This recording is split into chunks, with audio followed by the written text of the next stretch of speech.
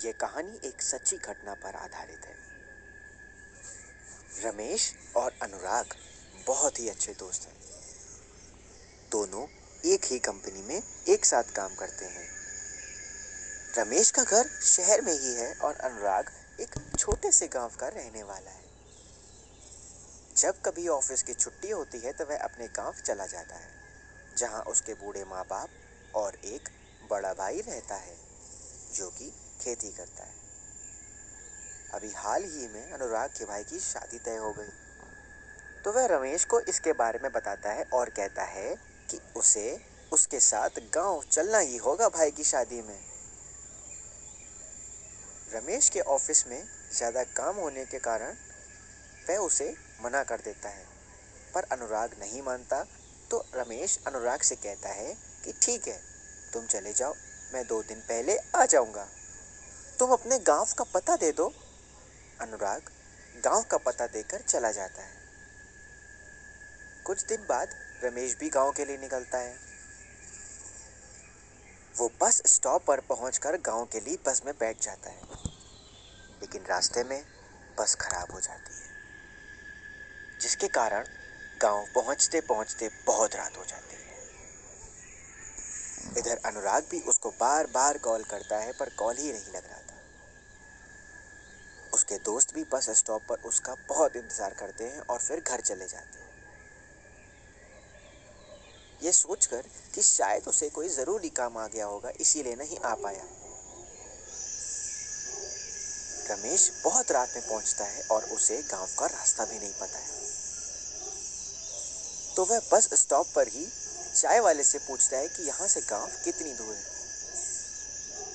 चाय वाला बताता है कि गांव का रास्ता कच्चा है, वहां जाने में 3 घंटे का समय लगेगा, लेकिन इस समय तुम्हें कोई साधन नहीं मिलेगा। रमेश कुछ सोचकर इधर उधर देखता है कि शायद उसे कोई मिल जाए। फिर वह थोड़ी दूर ऐसे ही चलता है। तभी उसकी नज़र एक ट्रैक्टर वाले पर पड़ती है और वह उसके पास जाकर गांव के बारे में पूछता है और वह उसे गांव छोड़ने की बात करता है। ट्रैक्टर वाला उसे गांव में ले चलने के लिए तैयार हो जाता है और रमेश खुश होकर बैठ जाता है।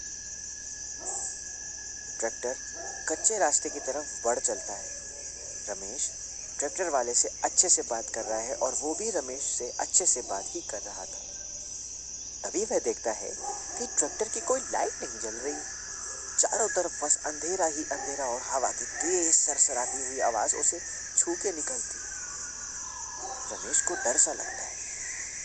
वह ट्रैक्टर वाले से पूछता है कि ट्रैक्टर की लाइट क्यों नहीं जल रही है। वो कहता है, मुझे पसंद नहीं है।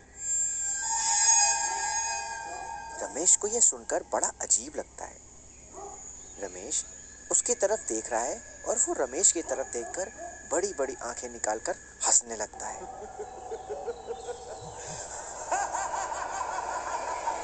रमेश एकदम से कपकपा उठता है।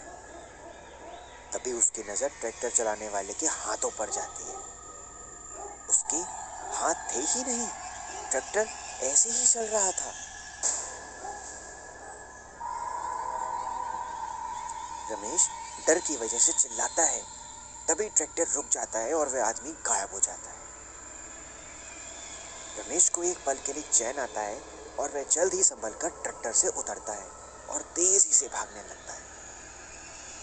तभी उसके कानों में तेज तेज लोगों की आवाज आती है और उसे लगता है कि उसके साथ कई लोग भाग रहे हैं।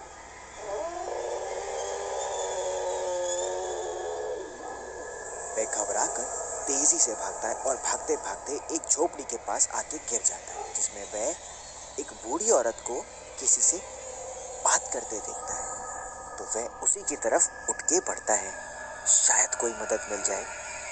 वो जाकर बूढ़ी औरत को मदद के लिए पुकारता है। बूढ़ी औरत जैसे रमेश की तरफ देखती है, रमेश उसको देखकर बुरी तरह डर जाता है। उसके हाथ पैर कांपने लगते हैं और पसीने से पूरी तरह भीग जाता है, क्योंकि उस बूढ़ी औरत से वही ट्रैक्टर वाला ही बैठकर बात कर रहा होता है। रमेश हिम्मत जुटाकर वहां से भागता है, वो बूढ़ी औरत और ट्रैक्टर वाला दोनों ही उसके पीछे पीछे भागने लगते हैं। वह भागते भागते खेतों में फंस जाता है और गिर जाता है।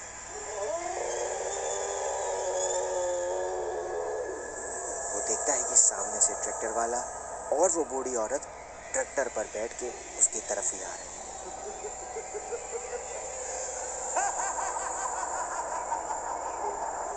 ट्रैक्टर तेजी से बढ़ा चला आ रहा है। रमेश की हिम्मत जवाब दे गई। वह डर के मारे चक्कर खाकर बेहोश हो जाता है।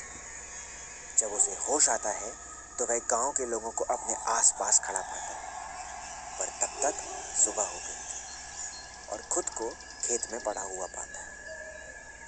और उसके सामने वही झोपड़ी है जो वो रात में देखता है। उसके कुछ समझ में ही नहीं आता है। तब गांव के लोग उसे पूरी घटना पूछते हैं।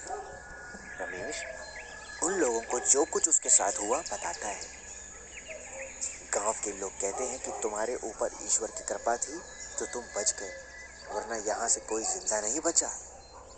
और जिस ट्रैक्टर वाले बूढ़ी औरत की बात कर रहे हो, वह वर्षों पहले ही मर चुके हैं, लेकिन उनकी आत्माएं आज भी यहाँ भटकती हैं और लोगों को परेशान करके मार देती हैं।